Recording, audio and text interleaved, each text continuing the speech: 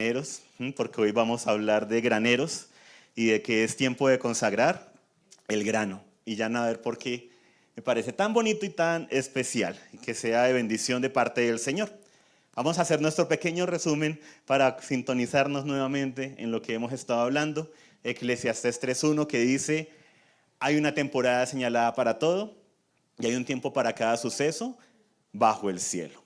Una manera en que lo decimos es, todo tiene su tiempo. ¿Sí? Los que somos padres, a nuestros hijos se lo repetimos mucho, cuando quieren hacer cosas, quieren jugar, ¿sí? Quieren ir al parque, quieren hacer cosas, pero no es el tiempo, no es el momento, es tiempo de estudiar, es tiempo de una reunión, y les decimos, todo tiene su tiempo, y es un principio bíblico.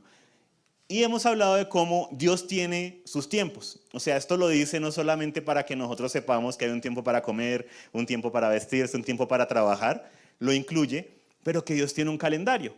Y hemos hablado cómo este calendario que está en Levítico 23 se compone de 7 fechas anuales en que el Señor convoca a su pueblo y cómo cada una de ellas es una convocatoria que era para Israel, pero que aseguró de que estuvieran ahí para ver qué pasaba con Jesucristo y qué ha de pasar en lo que falta aún.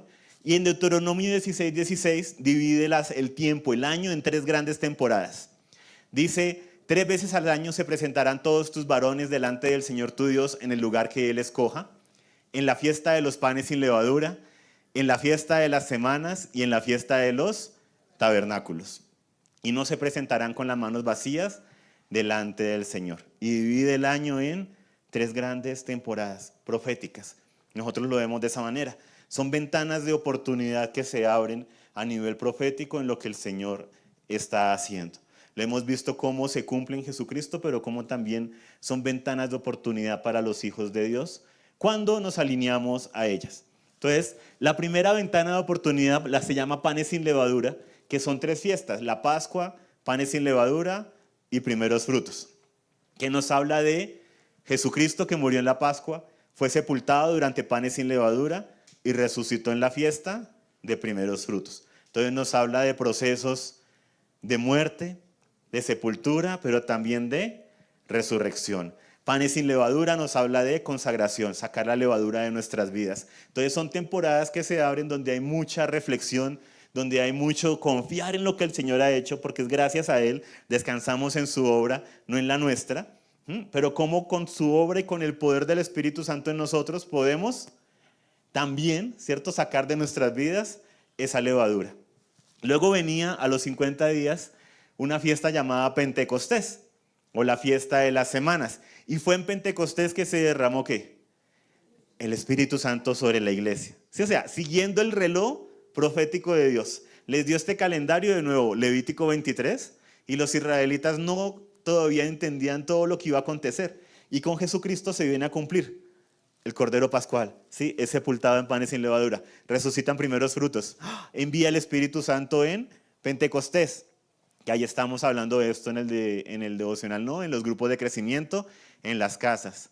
Y luego, en el 7º mes del calendario bíblico, vienen 3 fiestas que son Día de Trompetas, Día de Expiación y Tabernáculos, que nos habla del regreso del Señor, que dice que vendrá como trompeta, como ladrón en la noche. Dice que vendrá con voz de arcángel, con la trompeta de Dios. Nos habla del día del juicio, donde separará unos a la derecha, otros a la izquierda. Y nos habla de tabernaculizar con el Señor para siempre, el habitar con Él para siempre, como lo dice Apocalipsis 21 y 22. He aquí el tabernáculo de Dios está con los hombres, haciendo referencia a la iglesia, a la Nueva Jerusalén, a la Jerusalén celestial y mucho más. Entonces vemos cómo este calendario marca aspectos proféticos de Cristo, de lo que Él hizo, hace y va a hacer. Pero como también cada año nosotros al recordar estas cosas, pues las estamos proclamando, recordando, pero también nos alineamos con sus tiempos, ¿no? Son temporadas de reflexión también, de celebración. Dentro de 8 días se va a cumplir ya lo que es Pentecostés. Entonces, en ese conteo que se hacía de 50 días, de 7 semanas más un día, nos queda una semana para Pentecostés, para la celebración de Pentecostés. ¿Y qué va a acontecer? Pues vamos a tener un tiempo de alabanza, de oración delante del Señor, reunidos como iglesia, Solo el Espíritu Santo sabe qué va a acontecer, ¿sí? En ese servicio especial que vamos a tener dentro de 8 días, a esta misma hora, por este mismo canal de YouTube. Los que están virtuales, pero si pueden venir mucho mejor. La idea es que también hagamos un compartir después del servicio. Entonces, ¿qué es un compartir? Cada uno de nosotros trae algo. Por familias traemos algo para compartir y comer con los demás. Recordando que es la hora del almuerzo. Entonces, no todos almuerzan todo rico. Entonces, toca traer algo más que mecato, porque a veces en el compartir solo traemos mecato. No, toca traer también cositas de sal, ¿sí? Ensaladita, jugos, porque a veces algunos dicen, ay, pero es que solo dan gaseosa. ¿Y tú por qué no traes jugo? En vez de quejarte, pues sí, se parte de la solución. Entonces puedes traer una jarrita de jugo, sí, o un par de jarritas porque somos varios y demás. Entonces algunos que han dicho, cuando han visto un compartir y dicen, uy, a esto le faltó ensalada, al siguiente son los que vienen, traen la ensalada. Bien bonito porque se ha ido complementando, hemos ido aprendiendo. Me acuerdo de las primeras veces que hacíamos los compartir, eso era todo rico venteado, eso parecía, era en serio, paquete venteado y pan. ¿Sí? Era lo que había, era el concepto y empezamos a afinarlo, entonces por eso lo recordamos, para no volver atrás, sino para avanzar. Y esto esperemos que la persona que está a tu lado le quedó muy claro, dentro de 8 días. Hemos hablado también en Mateo 13, 24 al 30, pero voy a leer solo esta parte. Mateo 13, 24 dice, está hablando Jesús, les dijo una parábola diciendo, el reino de los cielos es semejante a un hombre que sembró una buena semilla en su campo. Pero mientras dormían los hombres, vino su enemigo y sembró cizaña entre el trigo. Entonces vemos a un hombre que siembra trigo. Y de aquí sacamos principios espirituales, porque en el versículo 38, cuando le preguntan, Maestro Jesús, ¿qué significa esta parábola? Él dice, el campo es el mundo, ¿sí? Lo que nos rodea. La buena semilla son los hijos del reino. Mira a la persona que está a tu lado. Dile, hola, buena semilla. Y las cizañas son los hijos del malo. Y establece y compara la semilla de trigo con los hijos de Dios. Y de ahí nos hemos extendido a ver cómo, cuando el Señor nos compara con el trigo, vemos cómo en la Escritura se menciona tanto el tema del trigo, de la cosecha, de la trillada, del aventar, del zarandear, y lo compara siempre con procesos espirituales en la vida de los hijos de Dios. Y de ahí extraemos que el proceso del trigo es el proceso de los hijos del reino, y que podemos ver en ellos procesos por los que pasó Jesús y por los que pasamos nosotros también en nuestra vida espiritual. Hablábamos de la siembra y el crecimiento. Esto es todo el proceso del trigo, la cosecha, lo que es el atado y el transporte para llevarlo a la era, donde ocurrían 3 cosas: se trillaba, ¿sí? Se aventaba, se zarandeaba. Y cómo hay procesos en nuestra vida, lo hablamos la última vez, donde nos hemos sentido trillados, aventados, zarandeados, pero que el propósito no es destruirnos, sino llevarnos a quitar todo lo que es paja, todo lo que es la espiga, todo lo que está encerrando el grano, porque el propósito es quedarse con el grano. Y el propósito no es destruir el grano, es limpiarlo para que sea útil. Y luego ese grano que está limpio se almacena y luego va a la molienda o a la paila. ¿Por qué? Porque el grano se podía comer tostado. Entonces podían tomar grano y tostarlo para comer, pero por lo general iba a ir al molino para poder hacer harina de trigo, ¿cierto? Y con eso poder hacer ¿qué? Pan, ¿sí? El alimento que ha levantado a generaciones, ¿sí? Lo que ha permitido la supervivencia. Era un tesoro aún mayor en esa época porque no habían procesos tan industrializados. Entonces el tener el trigo era muy importante, cada cosecha era un tesoro, era valiosa. No se podía simplemente decir, bueno, pedimos más por Amazon, lo pedimos por Temu, ¿sí? Vamos al de uno, ¿sí? Vamos a ese centro comercial. O sea, no existía ese concepto, era la cosecha que salía de la ciudad o el pueblo, la nación, era lo que había. Y esto es tan así que por eso con José en Egipto, cuando viene el tema de la hambruna, no era simplemente, bueno, pues lo importamos, vamos allá, sí, a la dinastía Ming, no sé si todavía estaba ya estaba allá, sí, en la China, sí, y demás, vamos a importar grano de otro lado. No era sencillo. O sea, cada nación sobrevivía con lo que producía y lo que lograba importar, claro, para compensar en muchas ocasiones, pero era muy importante, era un tesoro el grano. Y por eso es tan importante que el Señor nos compara a nosotros con ese tesoro. Entonces, cuando pensemos en cómo el Señor nos compara con un grano, y se comparó a sí mismo, cuando Jesús dice, si el grano de trigo no cae a tierra y muere, queda solo. Pero si muere, lleva mucho fruto. Y comparó su vida y su muerte y su resurrección con el mucho fruto que somos nosotros. Y entonces es muy valioso para el Señor. Entonces, es tiempo de consagrar el trigo. ¿En qué etapa del proceso te encuentras? Si era la pregunta que hemos venido haciendo. ¿En qué etapa estás? ¿Te sientes trillado, aventado? ¿Te sientes que estás apenas creciendo? Hablamos de los peligros de la siembra y de la cosecha. Hemos hablado mucho en estas últimas semanas. Lo pueden ver también en el canal de YouTube, los que se han perdido alguna de las enseñanzas. Más que por ver la enseñanza, es por ver qué el Espíritu nos está hablando. ¿Qué el Espíritu me está hablando en medio de mi proceso y de nuestro proceso como personas, como familias, como congregación, aún como ciudad, como comunidades, ciudades y naciones? Y hablábamos del propósito del proceso. Todo este proceso que se hace con el trigo es ¿para qué? Pues para poder alimentar a otros. El trigo no se podía quedar en el granero. Tenía que ser o tostado o molido para producir pan, para alimentar a otros. Y hemos hablado de Romanos 8:29, que habla del propósito de nuestras vidas. ¿Alguno no tiene claro el propósito de sus vidas?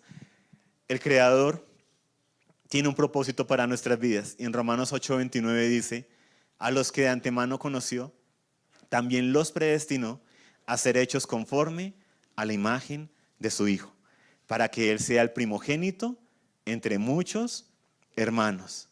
¿Cuál es el propósito de nuestras vidas? Ser como Jesús.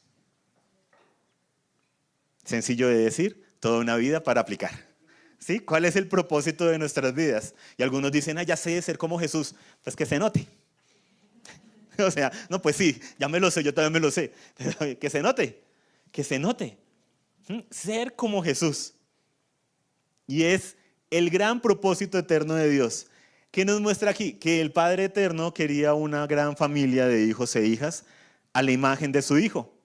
Y como en Génesis 1 y 2, en Génesis 3 viene la caída, se trunca el proceso, viene Jesús a que arresta la restauración de todas las cosas para continuar en ese propósito eterno de una gran familia de hijos e hijas a la imagen de Jesús. Algunos creen que el propósito eterno es ir al cielo y tocar el arpa, como nos lo vendieron algunos pensamientos medievales, que no tienen nada que ir, pensamientos más grecorromanos que realmente pensamientos bíblicos. Cuando la Biblia habla en Apocalipsis 21 y 22, no de ir al cielo, sino de bajar del cielo. Porque Apocalipsis 21 y 22, el nuevo Génesis, el nuevo comienzo, Apocalipsis 21 y 22 dice que la nueva Jerusalén desciende del cielo de Dios. Entonces más de uno se va a llevar una sorpresa en el fin de los tiempos. Vamos para el cielo. ¿Sí? ¿Por qué estamos defendiendo la tierra? Que es el lugar cochino y horrible, el que quería huir por fin para no volver a ver a esas amistades que me corrompían mi camino. Oye, tú eras la luz del mundo para ellas. Muchos se van a llevar una sorpresa, porque hay muchos que no aman la venida del Señor, quieren huir de su vida y de su situación. Y hay una pequeña gran diferencia entre yo amar y anhelar al Señor o querer una vía de escape de mi situación. El caso es que vamos a gobernar con el Señor, vamos a establecer su reino sobre toda la creación. Apocalipsis 21 y 22 termina con nuevos cielos y nueva tierra, con la tierra renovada. Y con toda una creación para expandirnos y para continuar la historia. Pero eso es motivo de otra historia. Pero van a haber muchas sorpresas. El caso es que el propósito del proceso no es destruir el trigo. El de todo ese proceso de moliendo y demás, es todo lo contrario, es quitar todo aquello que no es útil para que sea útil y cumpla su propósito eterno, ser como Jesús, alimentando a otros. Dios no quiere únicamente que seas como Jesús para ponerte como otro más, mi colección de estatuillas, ¿sí? Tin, tin, tin. Entonces ya tengo ahí a San Jorge, ¿sí? Santa Catalina, ¿sí? Lo otro. No es una colección de estatuillas, no es una colección ahorita el álbum del mundial, ¿no? La colección de jugadores. Entonces, ya este se parece más a Jesús, lo voy a poner aquí en el equipo. No, es para que alimentemos a otros, para que ayudemos a otros. Todo va enfocado en otros. ¿Para qué es la unción? Para darnos a otros. Mateo, cuando habla de ese gran juicio y que llega el rey a separar unos a la derecha y a la izquierda, No les dice, ay, ¿por qué no hablaste en lenguas? Ay, ¿por qué no orabas más horas? Ay, ¿por qué no alabaste más horas? Ay, ¿por qué no escuchabas únicamente música cristiana? Ay, ¿por qué no hiciste esto? ¿Por qué no? La reprimenda que les da es, no amaste. Porque viste personas con hambre y tú tenías con qué darles de comer y no les diste. Viste personas con sed y tenías cómo darles algo de beber y no lo hiciste. Que porque era tu enemigo, que porque es la que te hizo daño.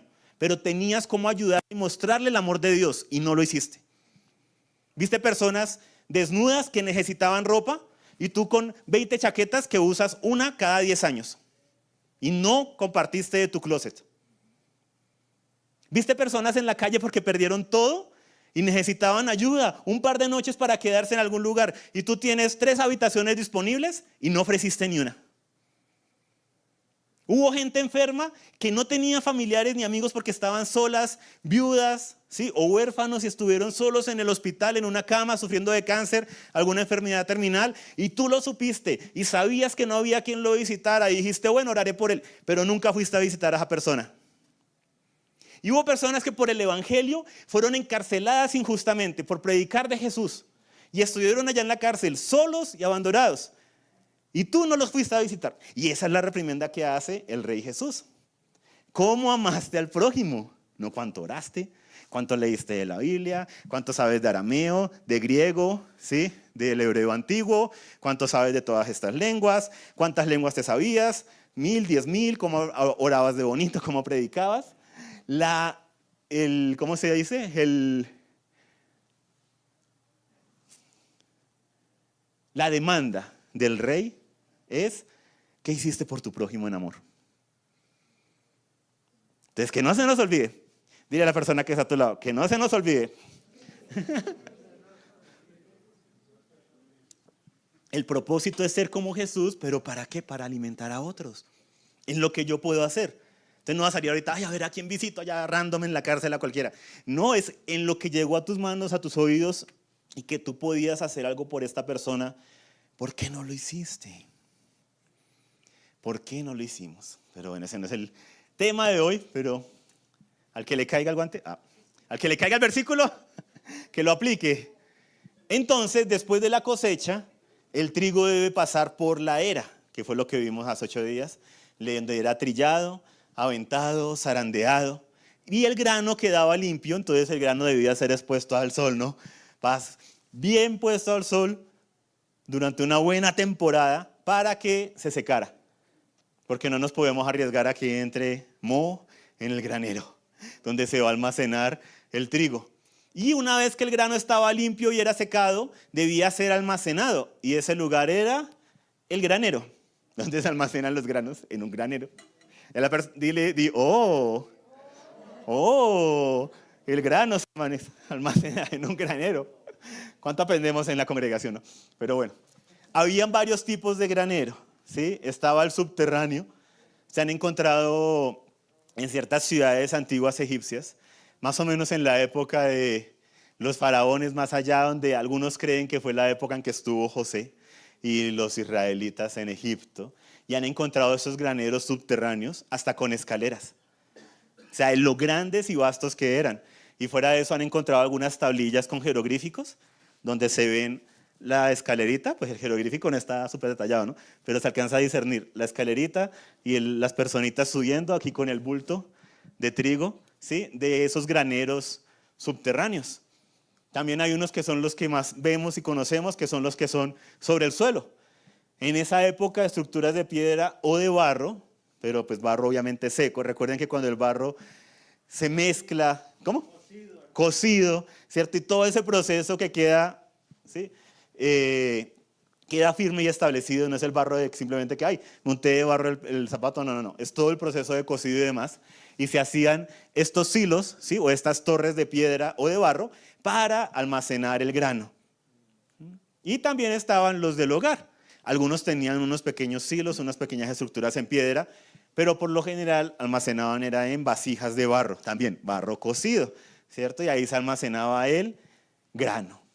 Entonces, de ese proceso de trillar, aventar, zarandear, el grano ya quedaba y era llevado para ser, y secado bajo el sol, ¿sí? Ese secado para que no quede nada de moho, era llevado a el almacenamiento.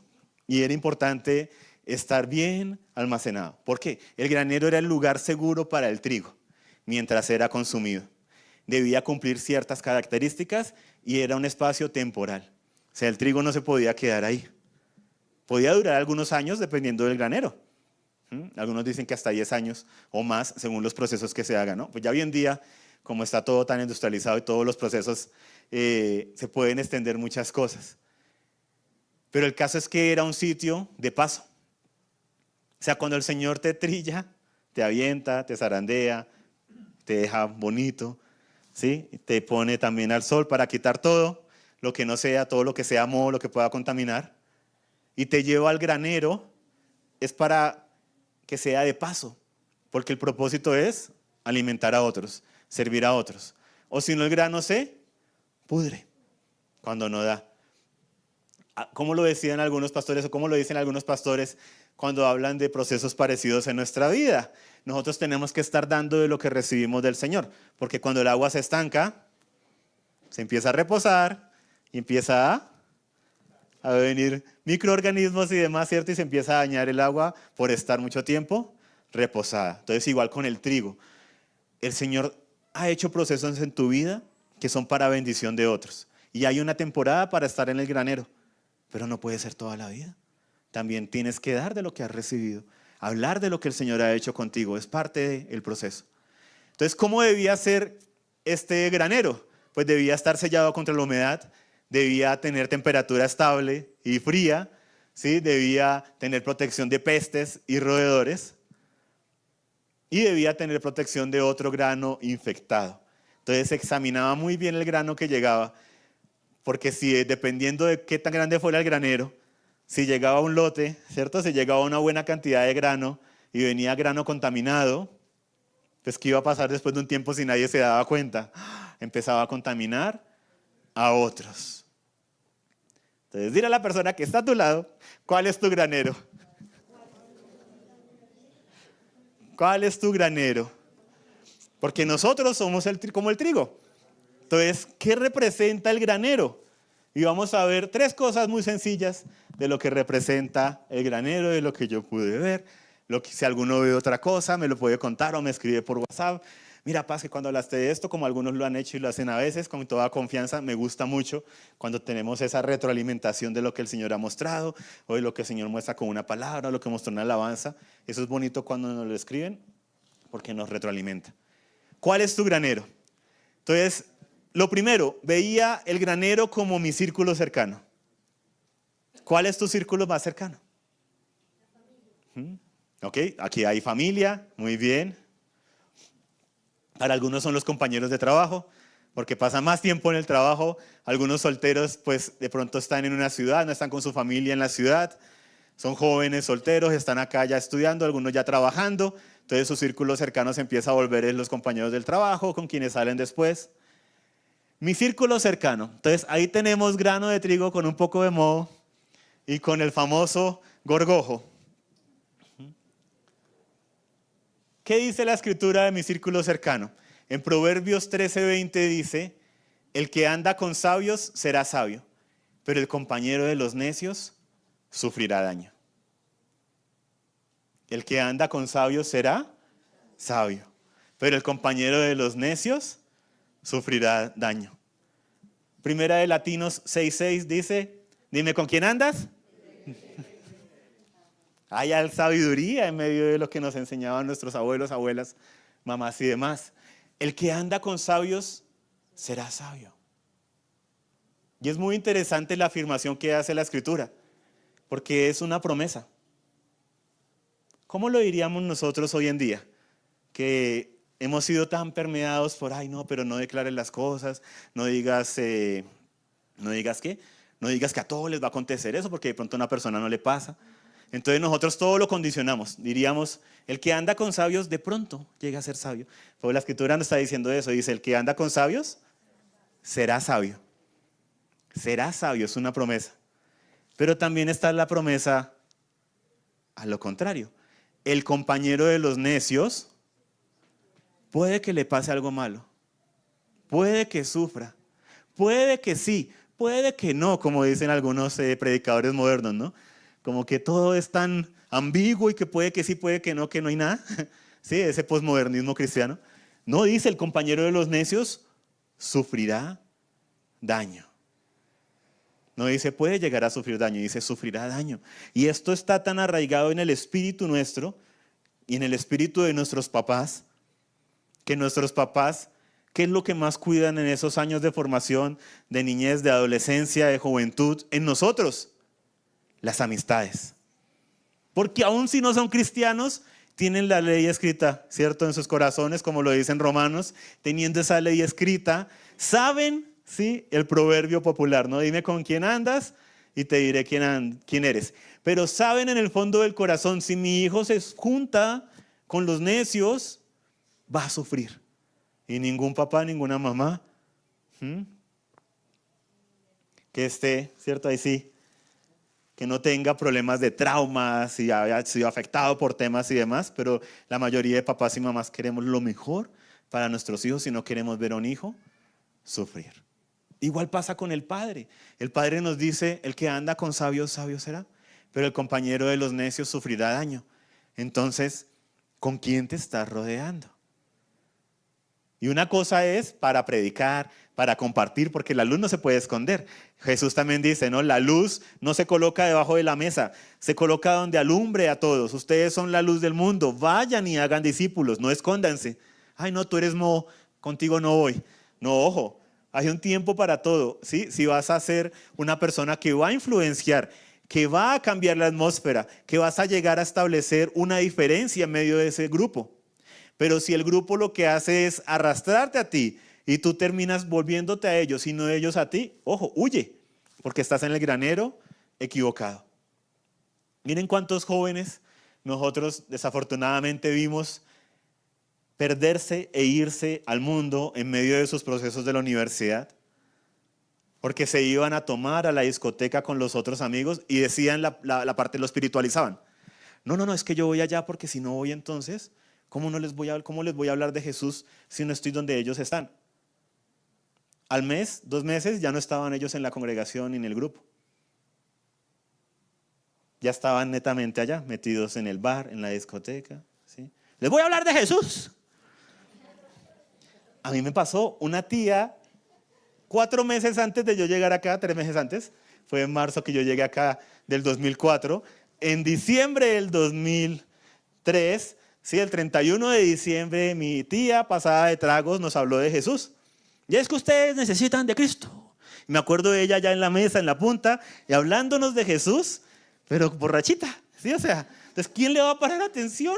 ¿Sí? ¿A quién va a decir esta persona qué? Pero el caso es que hay sabiduría en esto. Entonces, algunos se creen con la mega fe. No me va a pasar a mí. Yo voy a ir allá, pero yo no me voy a contaminar. Pero piden lo que los demás piden, se exponen a lo que los demás exponen y terminan cayendo. ¿Por qué? Porque de pronto ese no es el mejor sitio para hablar de Jesús. Pero sí puede ser los alrededores con un equipo. Porque hay ministerios de jóvenes en este momento en la ciudad que van a esos sitios en grupo, a esos bares en grupo de cristianos y se paran afuera o algunos entran en grupo y ven a personas que están llorando o algo y las llevan y dicen, ven, ¿quieres que oremos por ti? Y las ministran y oran por ellas en grupo. Sí, o sea, en un entorno de, vamos, no va el granito allá solo a exponerse. Entonces, claro, hay ministerios que hacen eso, pero yo no puedo tomar lo que hace un ministerio y querer luego yo solo excusar mi gana de estar con los demás y hacer lo que los demás hacen y vivir lo que los demás viven. Hay una pequeña gran diferencia. Entonces, claro, hay ministerios que se encargan de hacer eso y que están cumpliendo lo que es, no escondan la luz, vamos a ir, pero vamos a hacerlo con sabiduría. Vamos a hacerlo acompañados. Pero va el joven en su gana de excusar que no, que le tengo que compartir, mamá, ¿cómo no les voy a compartir con ellos? Y termina luego alejado de la fe, alejado del Señor. El yugo es igual, perdiendo su virginidad que había de pronto en su corazón delante del Señor, había dicho, la quiero guardar para la persona con que me voy a casar. Entonces viene todo un tema de culpabilidad en el área sexual, culpabilidad por el tema del trago. Algunos pueden quedar atrapados ya sea con el trago o el cigarrillo, así como puede que no pase, pero a algunos les pasa. Y además si viene todo ese tema de culpabilidad, donde viene a ser peor la situación del joven. ¿Por qué? Porque se revuelve con lo espiritual y con lo que aprendió en la congregación, de que lo que no era y lo que era delante del Señor. Entonces, en vez de acudir al Señor como el que lo puede salvar y sacar de esa situación, se envuelve más en sus amigos, en el trago, sí, o sea, en un círculo vicioso, y se aleja completamente de la fe. Si te ha pasado, te está pasando, te ha llegado a pasar y estás conectado, estás escuchando, el Señor restaura y hace nuevas todas las cosas. Satanás te dice, sí ve, y tú creciendo en la iglesia, sí ve, y tú habiendo conocido el evangelio, sí ve, y tú en estas, y te dice y te recuerda porque te quiere ver ahí, en su reino. Pero el Señor extiende su mano para decirte, vuelve, hijo mío, vuelve en sí, como el hijo pródigo. El padre está esperando, se asomaba por la ventana a ver en qué momento regresaba su hijo. Solo se requiere que tú digas, quiero regresar, y el Señor va a estar ahí, la iglesia va a estar ahí para apoyarte, para ayudarte en tu proceso de restauración. Pero no utilices que, yo conocí al Señor pero la embarré, como una excusa para continuar embarrándola, para continuar en medio del gorgojo. Hay oportunidad para los hijos de Dios, porque a diferencia del trigo que no se puede mover, nosotros sí podemos movernos, limpiarnos, salir corriendo y buscar al Señor. Amén. Segunda de Corintios 15, 13 al 33, perdón, al 34. Primera de Corintios, no, leí re bien. Primera de Corintios 15, 33 al 34. Oye, es que el PowerPoint me cambió mi fuente, ¿sí se dieron cuenta? Esta no es la fuente de las presentaciones, pero bueno, eso lo arreglamos luego. No se dejen engañar, las malas compañías corrompen las buenas costumbres. Primera de Corintios 15, 33 al 34. No se dejen, ¿qué? Engañar. Dile a tu alma, alma mía, no te dejes engañar.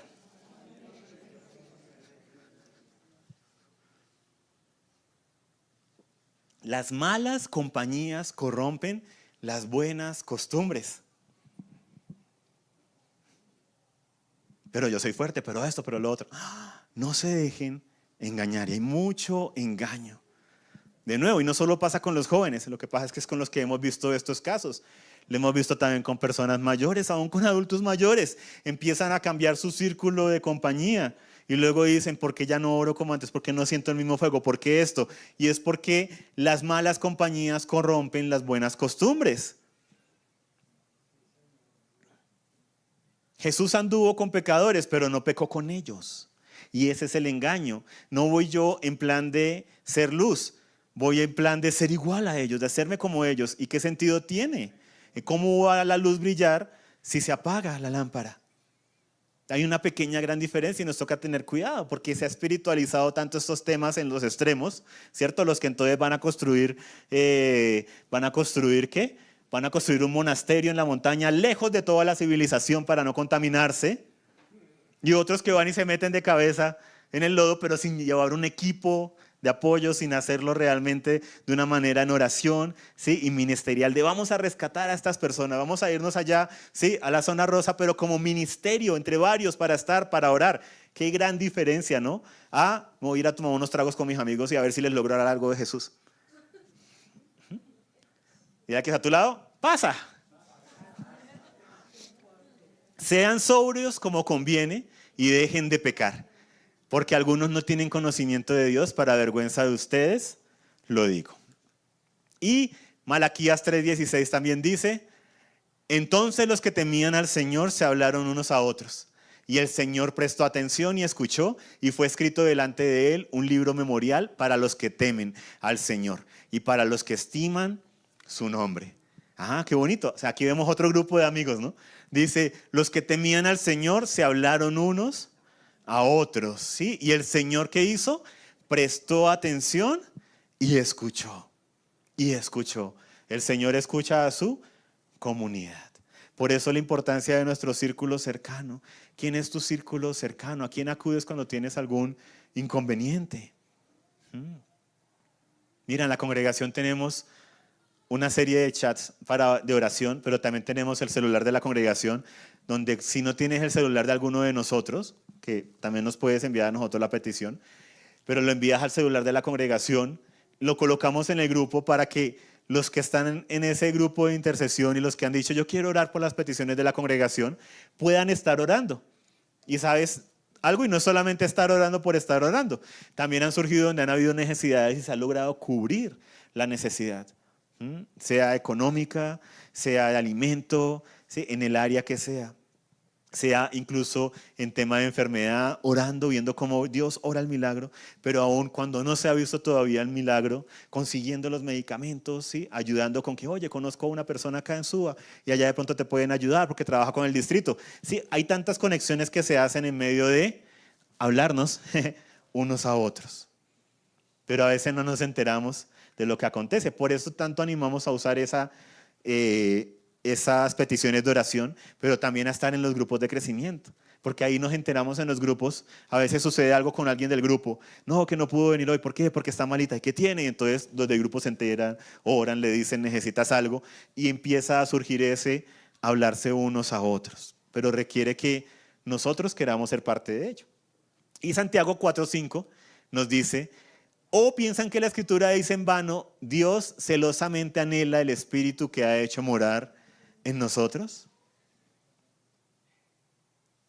Dios anhela el Espíritu que ha hecho morar en nosotros. Dios nos anhela a nosotros. Nos anhela a nosotros. ¿Por qué no quiere vernos con gorgojo, con moho?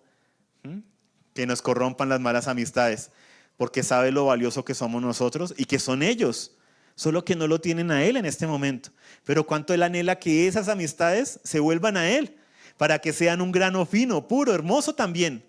Y también con sus procesos, no perfectos, pero madurando en el Señor. Entonces, A.W. Tozer, que es un gran escritor, predicador cristiano del siglo pasado, él escribió, la debilidad de muchos cristianos modernos es que se sienten demasiado cómodos en el mundo. La debilidad de muchos cristianos modernos es que se sienten demasiado cómodos en el mundo. Entonces, mi primer granero es mi círculo cristiano. ¿Cómo está tu granero? ¿Cómo está tu círculo cristiano? ¿Cómo está ese tema? Segundo granero, el granero como la iglesia. Ver el granero como la iglesia. Este es el que muchos toman de primeras. En Hechos 2, 46 al 47 nos dice, día tras día continuaban unánimes en el templo y partiendo el pan en los hogares, comían juntos con alegría y sencillez de corazón, alabando a Dios y hallando favor con todo el pueblo. Y el Señor añadía cada día al número de ellos los que iban siendo salvos. Entonces la iglesia, esto lo estamos viendo en el devocional, en el grupo de crecimiento, día tras día continuaban unánimes, comían juntos, ¿cierto? Está ese tema de unidad y por eso se ve a la iglesia como ese granero. ¿Cómo estás tú con respecto al granero?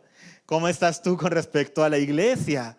Pues obvio, en este momento te estás congregando, qué bien, pero ¿estás realmente compartiendo con otros en medio de esa cotidianidad? Porque imagínate uno almacenar el grano solamente 2 horas el fin de semana y sacarlo el resto de la semana. Es ese estar juntos, el tener contacto unos con otros como iglesia. Hebreos 10, 24 al 25 nos dice, consideremos cómo estimularnos unos a otros al amor y a las buenas obras. ¿Para qué nos reunimos como iglesia? ¿Para qué nos reunimos en los grupos? Todas esas son reuniones de iglesia. Cuando estoy compartiendo con otras personas de la congregación, estamos hablando, nos estamos tomando un café, estamos charlando, simplemente caminando de camino a buscar el Transmilenio.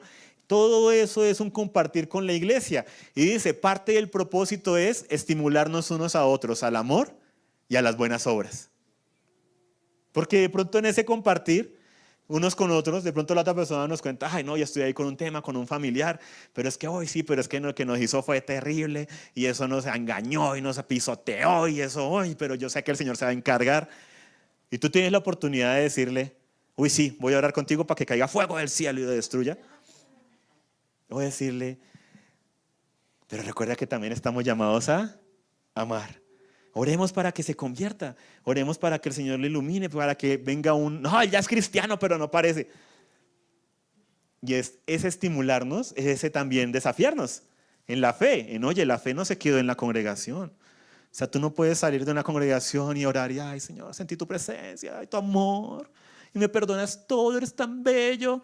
Ese desgraciado familiar que no, ay, pero tú eres tan, o sea, no puedes servir a dos señores, servir al odio y al rencor y servir al Dios de amor. La Escritura dice, eso no tiene sentido.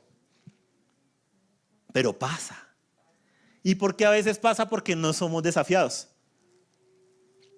Porque hay muchas cosas que uno en el matrimonio forja en el Señor, madura en el Señor, porque tiene quien lo desafíe. Y no siempre es chévere. ¿Sí? No siempre es chévere. ¿Por qué con los papás y con las mamás es cuando uno también más crece? Porque tienes quien desafíe lo que tú estás haciendo. En el sentido no de te desafío, no. De que está diciendo, oye, lo que estás haciendo sí es lo correcto. Mi hijo, pero sí está bien que llegue a estas horas. Mi hijo, pero mire ese muchacho. Mire, mantiene allá en la esquina, fumando, haciendo esto, lo otro. ¿Ese es el camino que usted quiere para su vida? O sea, ese desafiarnos nos lleva a crecer. En la iglesia es igual de manera espiritual. Y ese hablarnos y ser sinceros, aún confesar eso de cómo me siento. Y sí, quisiera que, sí, como los hijos del trueno, quisiera como Juan que descienda fuego del cielo, ¿sí? Sobre esta persona. Ese desafiarnos y que otra persona nos diga, espérate, ¿no sabes de qué espíritu eres? Pero la Escritura dice esto. Eso nos lleva a madurar y a crecer, y por eso necesitamos el granero, que es la iglesia, no como lugar únicamente de culto. O sea, recuerden, a la final el culto es un invento moderno que nosotros hacemos como para hacer algo. O sea, que la iglesia a través de los años y de los siglos dijo, esta es una manera en que vamos a organizarnos cuando nos unamos todos juntos. Vamos a tomar la cena del Señor, vamos a alabar, vamos a orar, vamos a escuchar una enseñanza. ¿Sí? Y es lo que toda la iglesia en general acordó. Esto vamos a hacer cuando gran parte de la iglesia esté junta. Pero nos hemos dado cuenta de algo, esto no basta.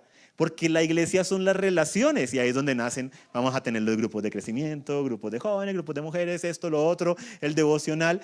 Porque es en ese caminar diario, como en Hechos, donde vamos creciendo como iglesia, donde vamos conociendo la necesidad los unos de los otros, donde escuchamos las historias mutuas y podemos escuchar la gran obra que el Señor está haciendo en alguien o podemos ayudarlo y decirle, oye, pero deberíamos orar por esa persona. Ah, sí, qué bonito.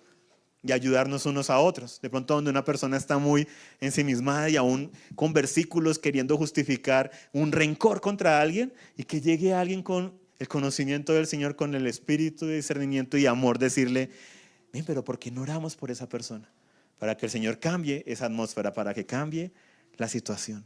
Y nos complementamos unos a otros. Entonces, la iglesia como granero. Primera de Corintios 11, 17 al 18 dice, pero al darles estas instrucciones no los alabo. Estaba enojado el apóstol Pablo. Porque no se congregan para lo bueno, sino para lo malo. Pues en primer lugar, oigo que cuando se reúnen como iglesia hay divisiones entre ustedes y en parte lo creo. Entonces habla de cómo no basta con estar en el granero, tenemos que estar en un mismo espíritu y en un espíritu de unidad.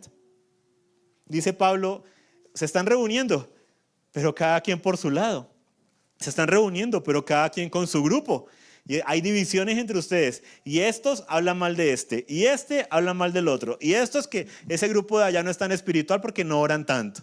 ¿Sí? Y estos de acá hablando de este grupo porque solo se la pasan orando y realmente no trabajando. Entonces, sí, o sea, cada uno hablando mal el uno del otro. Y dice, eso no es bueno. Nosotros debemos congregarnos para lo bueno. Para lo bueno. Y en Apocalipsis 18:4 dice, oí otra voz del cielo que decía, salgan de ella, pueblo mío, para que no participen de sus pecados y para que no reciban de sus plagas. Entonces, asegúrate que el granero en el que estés sea un buen granero. Que sea un buen granero. Que te desafíe, que te lleve a crecer en el Señor. Muchas personas cambian de congregación porque no les gustaron las sillas, porque le quedaba más cerca de la casa, porque el pastor no predicaba como les gustaba, porque no habían luces, porque habían muchas luces, porque no había sonido, porque había mucho sonido. ¿Sí? Es como Ricitos de Oro espiritual. ¿Han escuchado la historia de Ricitos de Oro? ¿Sí? Que encontró la casa de los osos en el bosque y Ricitos de Oro, una niña inquieta y traviesa, entró y se acostó en una cama y la cama creo que era de papá oso y era muy dura y dijo, esta cama es muy dura, no me gusta. Entonces se fue a otra cama y la cama era demasiado suave y dice, esta no me gusta, es demasiado suave, era la de mamá oso. Y luego se va a una cama pequeña que era justo como la quería y dice, esta cama sí me gusta. Y así con la comida, con la bebida, con todo lo que encontró en la casa. Se la terminan comiendo en la historia original, pero bueno, eso es motivo de otra historia. Entonces, ojo, no sea ricitos de oro espiritual porque viene el lobo y te come. ¿Sí? Viene el lobo y te come. Pero muchos son así. Ay, esta congregación, ay, esta otra, ay, esta. No le preguntan al Señor es, ¿dónde debo estar yo para sembrarme y dar fruto y servir a otros? Siempre la razón para cambiar es yo y no los demás, otros, dar. Entonces, que donde quiera que el Señor te siembre sea para dar fruto. Cuando hay personas que nos visitan acá, a veces van de paso y dicen, estoy buscando congregación. Por lo general, lo que siempre les digo cuando me lo dicen a mí es, oro para que donde quiera que tú te establezcas, que el Señor te diga que te debes establecer, te siembres, crezcas y des fruto. Sea aquí o sea en otro lugar, o sea, lo libero, no es como que te espero aquí dentro de 8 días, ¿no? O sea, pero que des fruto. Dietrich Bonhoeffer, que fue un pastor en la época de la Segunda Guerra Mundial, fue muy reconocido, fue de los que se levantó en contra de Hitler, escribió al respecto y demás, se quedó en la Alemania, luego fue encarcelado después de la Operación Valquiria. Eso no era solo una película, no, eso fueron hechos de la vida real. Operación Valquiria, que buscaron asesinar a Hitler y hacer un golpe de Estado y demás. Unos familiares de él eran parte de los que conspiraron, entonces él cayó ahí por derecha. Lo mataron, como 15, 20 días antes ejecutaron un montón de gente, justo antes de que todas las fuerzas aliadas llegaran a Berlín y demás y llegaran a este campamento y lo liberaran. El caso es que él fue un mártir en la fe, pero en esa época de encarcelamiento, de estar en medio de la Alemania nazi, de estar allá ministrando como pastor, escribió mucho. Entonces, como todo alemán, como le pasó a Lutero, escribe mucho, pero escribe muy enredado. Entonces escriben cosas muy preciosas, pero, ¿sí? Como diría Pedro de Pablo, algunas muy difíciles de entender. Pero entre las cosas que dijo, habló de la comunidad y dijo esta frase: el que ama su sueño de comunidad, destruirá la comunidad. Pero el que ama a las personas que le rodean, creará comunidad donde quiera que vaya. El que ama su sueño de comunidad destruirá la comunidad. Y esto es algo que le pasa a los grupos de crecimiento, no a los grupos de crecimiento como los nuestros, me refiero a los grupos cristianos, ¿sí? En general, no estoy hablando de la reunión. Tenemos una reunión, decidimos hacer un asado, compartir una tarde. ¿Qué vamos a hacer? Compartir como grupo. Y vamos, compartimos y demás. Pero llega una persona o alguien y dice, ¿y solo se dedicaron a comer y no oraron? ¿No aprovecharon para orar? ¿Ahora por las elecciones o por la nación? ¿Orar es bueno? Claro que sí. Pero su idea religiosa mata de una al ambiente, porque estamos compartiendo como hermanos. O sea, ¿tú crees que Jesús está ahí diciendo, y a ver a qué horas oran estos impíos? O sea, no. ¿De qué acusaban a Jesús precisamente? De compartir con ellos. Este se la pasa es comiendo y bebiendo. Y Juan, que se la pasaba ayunando, orando, comiendo insectos, ¿sí? Comiendo langosta, y no era la langosta, ¿sí? No era la langosta de mar, ¿cierto? Y la miel silvestre. Y la pasaba día y noche ahí orando, ayunando, bautizando. Y le decían, uy, pero ese ya se fue al otro extremo, parece endemoniado. Porque el espíritu religioso y de fariseos se mueve en esos dos extremos, ¿sí? Y siempre critica y tiene un concepto de lo que debe ser una comunidad cristiana. Y en vista de que tiene que ser como él o ella quiere, puede destruir la comunidad. Cuando qué bonito los hermanos juntos compartiendo en armonía. Ay, se fueron esos de la iglesia, el grupo de jóvenes, se fueron que un domingo a ver película, pero supe que solo fueron allá al centro comercial, comieron un helado, estuvieron paseando, vieron la película y se fueron a sus casas y el pastor ni siquiera les habló de un versículo bíblico. El que ama su sueño de comunidad, destruirá la comunidad. Y va la mamá y le hace el reclamo al hijo. Te dice, entonces ¿para qué salgo con los de la congre si mi mamá va a criticar? Bueno si salgo con ellos, malo si salgo con ellos. Ojo con nuestras expectativas religiosas de lo que debe ser la comunidad. Es que si no oramos, es que si no pasa esto, es que si no hay lenguas, es que si no la alabanza, es que si esta canción, es que si el predicador no hace tal cosa, es que si no se cayó alguien, es que si no, entonces no hay una comunidad.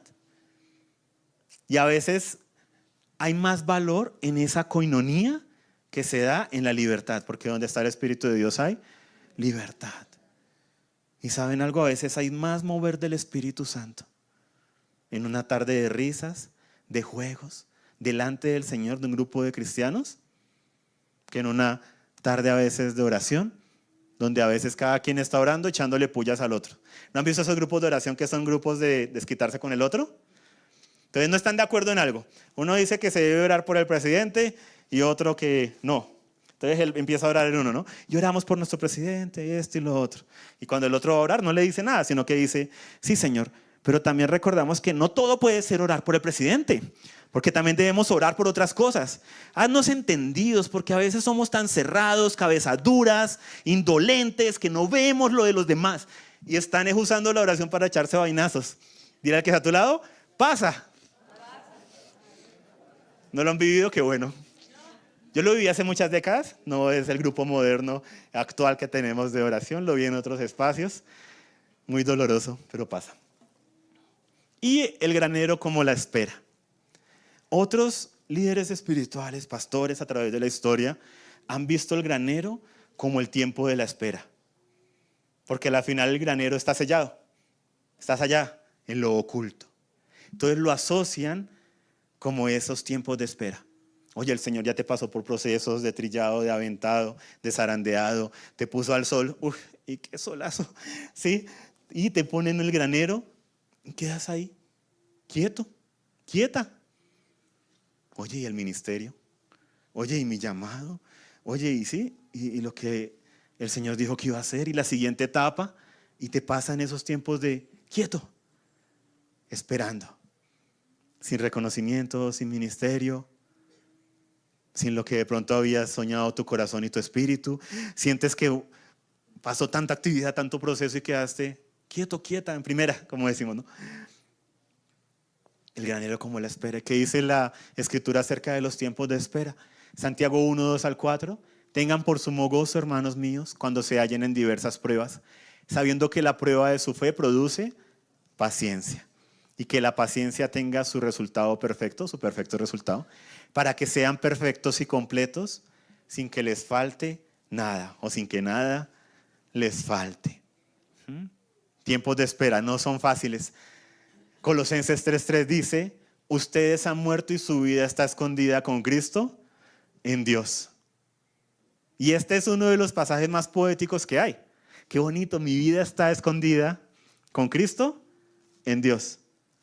Pero cuando lo estás viviendo y estás en esos procesos de soledad comunal, porque igual estás rodeado de personas, estás rodeado, ¿sí?, de tu familia, estás en el granero de la congregación, estás asistiendo a grupo, pero en el fondo sientes que tu alma, tu espíritu está en una soledad, en un proceso escondido literal en Dios con Cristo Jesús, y piensas en ya sea tus hijos, tu esposo o el esposo que no tienes, tu proceso en el Señor, tu ministerio, el llamado que el Señor un día te hizo y ahora estás ahí trabajando de sol a sol y llegas cansado en las noches, entonces te toca seguir estudiando, no has podido participar del ministerio de alabanza de pronto que querías por ese lado, estar en la congregación, pero no te cuadran los horarios y te sientes en ese lugar donde no estás en pecado, no te estás yendo al mundo, no. Y estás cumpliendo con lo que puedes, congregarte, estar pendiente en el grupo, pero aún rodeado de todos los hijos de Dios, sientes que hay un área de tu vida y te sientes en soledad. Aunque nadie más te entiende, pero hay uno que sí, es Jesucristo, es Dios, porque dice, su vida está escondida con Cristo en Dios. Y la única palabra que te puedo dar si estás en ese proceso es, esto pasará, porque el granero es temporal. No sé cuándo, pero sé que pasará. Y que el tema está en cómo lo pasamos de la mano de Él, en vernos que está nuestra vida escondida con Cristo en Dios. Aun cuando todos tus familiares no te entiendan, porque estás rodeado de pronto de familia que ni siquiera conoce al Señor, no sabe los procesos por los que estás pasando, esto también pasará. Y Lamentaciones 3:25 al 26 dice, bueno es el Señor para los que en Él esperan, para el alma que lo busca. Bueno es esperar en silencio la salvación del Señor. Entonces la espera es una espera en acción, porque dice, bueno es el Señor para los que en Él esperan. Y no es quedarse quieto, dice, para el alma que lo busca. La espera es con acción. La espera es buscando del Señor. Hay una acción en la espera, porque algunos creen que la espera es, bueno, chao, voy a ver cuando el Señor quiera que me toque la puerta y yo voy como en Apocalipsis y le abro. La espera es buscando. ¿Buscando qué? A Él. Gálatas 6:9 que dice, no nos cansemos de hacer el bien, pues a su tiempo, si no nos cansamos, cosecharemos. A su tiempo. Pero dice, no nos cansemos de hacer ¿qué? El bien. ¿Por qué? Porque a veces en el granero de la espera vienen voces. ¿De qué te ha servido tanta consagración? Vienen voces para las jovencitas, los jovencitos. Sí, tú guardando tu virginidad. Sí, tú, si la perdiste, pero dijiste un día, ahora sí voy a guardarme de aquí al matrimonio. ¿Y de qué te ha servido? Mira a tus amigos, con sus novias, con esto, y tú ahí esperando. Y vienen esas voces a desanimar en los diferentes procesos. Pero la Escritura dice, no nos cansemos de hacer el bien, pues a su tiempo, si no nos cansamos, cosecharemos. Entonces, Oswald Chambers decía esta cita que es bien larguita, pero dice, cuando Dios te da una visión y luego llega la oscuridad, espera. Dios te transformará conforme a la visión que te ha dado, si esperas su tiempo. Nunca intentes ayudar a Dios a cumplir su palabra. Abraham lo intentó hacer, ¿no? Aquí lo dice. Abraham pasó 13 años de silencio, pero en esos años se destruyó toda autosuficiencia. Ya no había posibilidad de confiar en el sentido común. Esos años de silencio fueron un tiempo de disciplina, no de disgusto. Nunca te dejes llevar por la alegría y la confianza, sino confía en Dios. Confía en Dios. Entonces el granero como mi círculo cercano, el granero como la iglesia y el granero como la espera. La pregunta que surge es, ¿cómo está tu granero? Y es la que cada uno debe responder. Quiero invitar a los de la alabanza que nos puedan acompañar para poder tomar la cena. En Filipenses 1:6 está la promesa de parte del Señor para los procesos en nuestra vida que dice, estoy convencido precisamente de esto, que el que comenzó en usted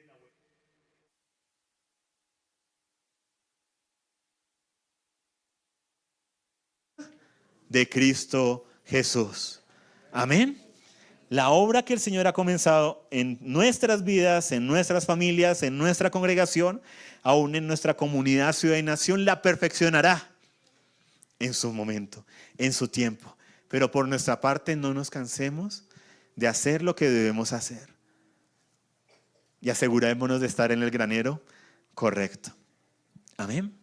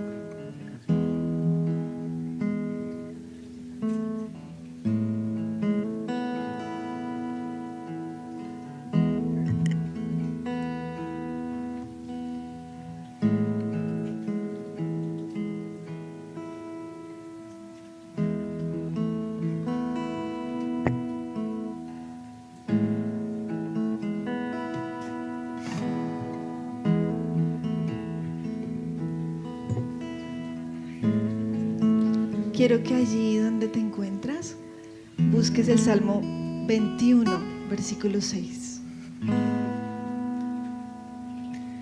Cuando lo tengan dicen amén.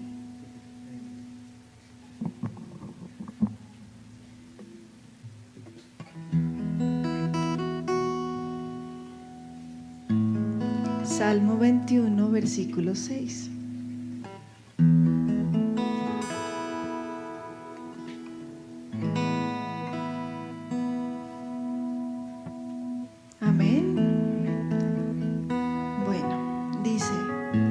Lo has dotado de bendiciones eternas y le has dado la alegría de tu presencia. Yo creo que ya varios lo hemos escuchado muchas veces. Lo has dotado de bendiciones eternas. Y uno dice, ¿cuáles son esas bendiciones?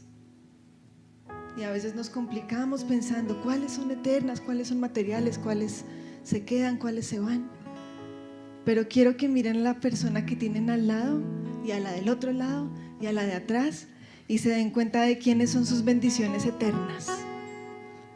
Miren todas estas bendiciones eternas aquí, alrededor.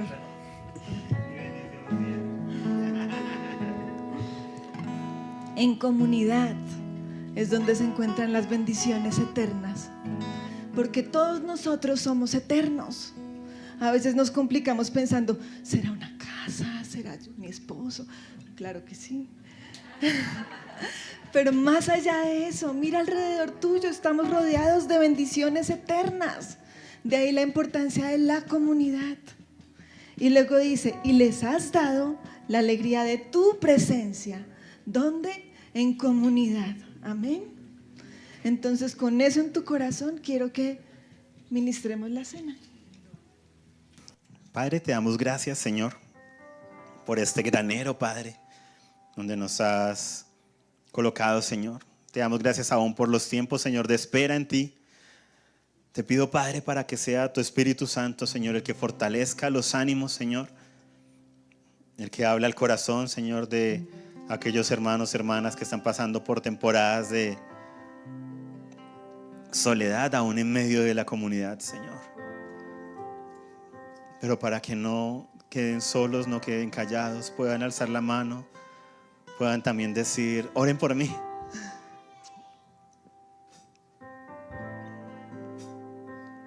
Como cuando Pedro tuvo que pasar y los discípulos, por el ser zarandeados. Y tú, Jesús, oraste por ellos, dijiste que orabas para que su fe no faltara. Qué bonito tener ese respaldo en oración tuyo, de nuestro intercesor por excelencia, Señor. Te pedimos para que la fe, Señor, de nuestros hermanos y la nuestra no falte, Señor. Que en medio de los procesos en que estemos como personas, como familias, como congregación, aún como comunidades, como ciudades, como naciones, Señor, que nuestra fe no falte, Señor. Que no nos aislemos de ese granero donde tú nos has colocado, Señor, y que podamos ser esa luz, Señor, que verdaderamente alumbre a otros, Señor. No que consienta su pecado, sino que realmente sea luz y sal como tú lo eres, Señor. Te damos gracias porque con esta copa, con este pan, con tu cuerpo, con tu sangre que fue derramada, Señor, recordamos que tú ya lo has dado todo y lo has hecho todo, Señor, para limpiarnos, para procesarnos, para hacernos más a la imagen del Hijo. Y que tan cierto como el cuerpo de Jesús, como su sangre entra por medio del pan, por medio del vino, que así de cierto sea que esa transformación nuestra de dentro hacia afuera se da, Señor. Queremos ser más como Jesús, más de tu imagen en nosotros y a través de nosotros a otros, Señor. No queremos promover la iglesia individualista, Señor, donde cada quien busca lo suyo. Queremos andar en comunidad y que se note, Señor. Queremos ser como Jesús y que se note, que no sea la frase teológica, que no sea la frase correcta para responder una pregunta. ¿Cuál es tu propósito? Ser como Jesús, pero que se note en cada área, faceta de nuestras vidas cada vez más, Señor. Aun cuando caemos, aun cuando la embarramos, Señor, aun cuando salen las reacciones que no son, que se note porque pedimos perdón, porque restauramos, porque restituimos, porque no nos hacemos locos y seguimos como si nada, sino que aun cuando actuamos menos que nuestro llamado, que es ser como Jesús, tenemos el carácter y el dominio propio y la valentía de Cristo y el espíritu de poder para decirle a la otra persona: perdóname, me equivoqué, perdóname, no debí haberte hablado así, perdóname, no fue la manera de reaccionar, perdóname. Y aún en nuestro perdonar y amar, crecer más a la imagen de Jesús. Te damos gracias por este acto de perdón y de reconciliación que es la cena, por la sangre que fue derramada, por el cuerpo que fue molido, y gracias por el nuevo cuerpo que resucitó. Y que de la misma manera, Señor, nosotros en nuestros procesos, aun si sentimos que nos han costado lágrimas y la vida misma, tengamos la confianza de que como tú resucitaste, nosotros vamos a resucitar en el nombre poderoso del Señor. Y comemos y bebemos de ti, Jesús. Espiritualmente es de ti, Señor. Queremos más y más y más de ti, Jesús. Más y más de ti, Señor, en comunidad. Más y más de ti, Señor. Amén. Y gracias, Padre, porque no estamos solos. Gracias porque en el proceso donde nos encontramos en nuestra vida no estamos solos. Es tu presencia manifestándose en nosotros a través de la familia que nos rodea, que es esta comunidad, Padre. Gracias por el regalo de poder pertenecer a Amor y Restauración. Gracias por aquellos que aún no pudieron venir hoy, Padre.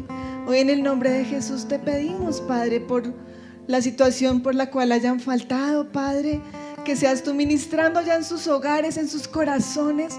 Si son problemas de salud, si son problemas por causa del trabajo, Padre, sé ministrando y permítenos ser familia. Permítenos llamarnos unos a otros, Padre, en el nombre de Jesús.